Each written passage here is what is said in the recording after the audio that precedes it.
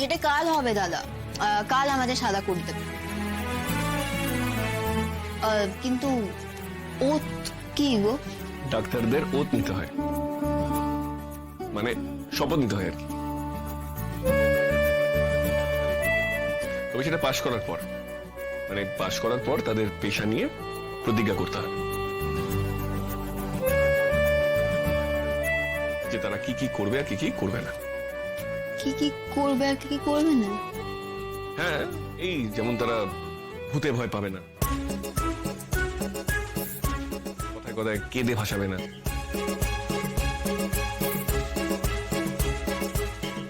ভাই রাজু তাহলে ডাক্তার হবে কি করে?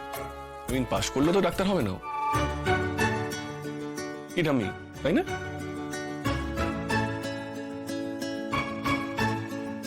কেন কেন সে কেন? না মানে তেনাদের ভয় তো লাজু এখনো খাটের তলায় লুকায় শুনেছি।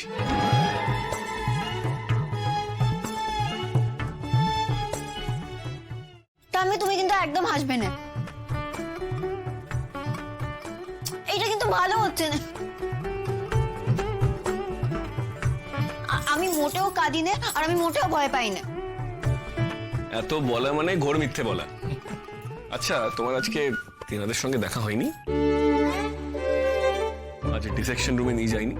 সেখানে সারি সারি লাশ।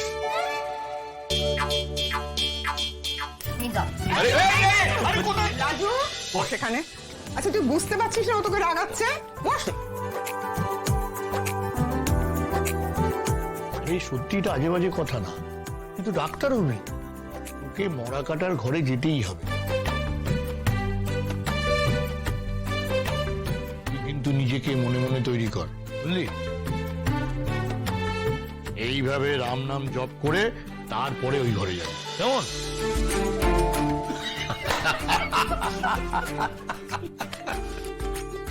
দিদিমণি, আজ বরং একটা কাজ করি, রাতে ওকে সিঁড়িটি শ্মশানে বসিয়ে দিয়ে আসি, কাল সকালে গিয়ে নিয়ে আসবো, একটু সাহস করুক মনে।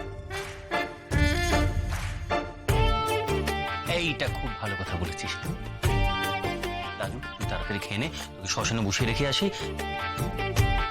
তুই একটু না ও একটু তেনাদের সঙ্গে আলাপ টালাপ করে নিক, তাহলে কাল থেকে আর কোনো ভয় করবে না, তাই না? ভালো না?